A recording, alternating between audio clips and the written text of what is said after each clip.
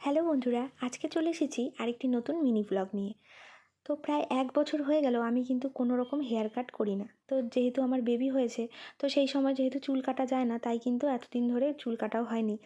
তো আজকে ভাবলাম আমি একটা হেয়ার কাট করি, আর হেয়ার কাটটা কিন্তু আমি নিজে নিজে একা একাই করব।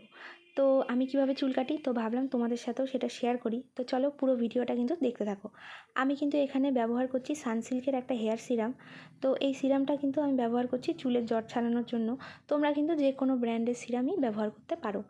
তো আমি খুব ভালোভাবে দুপাশে কিন্তু সিরামটাকে অ্যাপ্লাই করে নিচ্ছি, যাতে চুলে এক ফোঁটাও জট না থাকে আর চুল কাটতে সুবিধা হয়। চুলগুলোকে কিন্তু আমি দেখো মাঝখানে সিথি করে দুপাশে ভাগ করে নিয়েছি। আর আমার চুলটা কিন্তু আমি গতকালকে শ্যাম্পুও করে নিয়েছি। তো দেখতেই পাচ্ছ ঠিক এইভাবে দুপাশে কিন্তু আমি গার্ডার দিয়ে চুলগুলোকে বেঁধে নেব। তো দেখতেই পাচ্ছ টাইট করে কিন্তু বাঁধতে হবে চুলগুলোকে।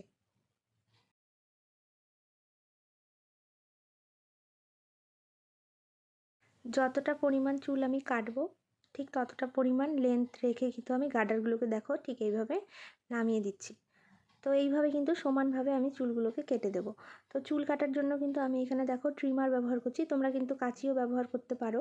তো ট্রিমার দিয়ে আমার চুল কাটতে সুবিধা হয়, তাই আমি ট্রিমার দিয়েই কাটছি। তো দেখতে পাচ্ছ আমি কিন্তু দেখো এই পাশের চুলটা কেটে ফেলেছি। তো সেমভাবে দুপাশে কেটেছি, দেখতেই পাচ্ছ সমানভাবে। তো আমার হেয়ার কাট কিন্তু কমপ্লিট।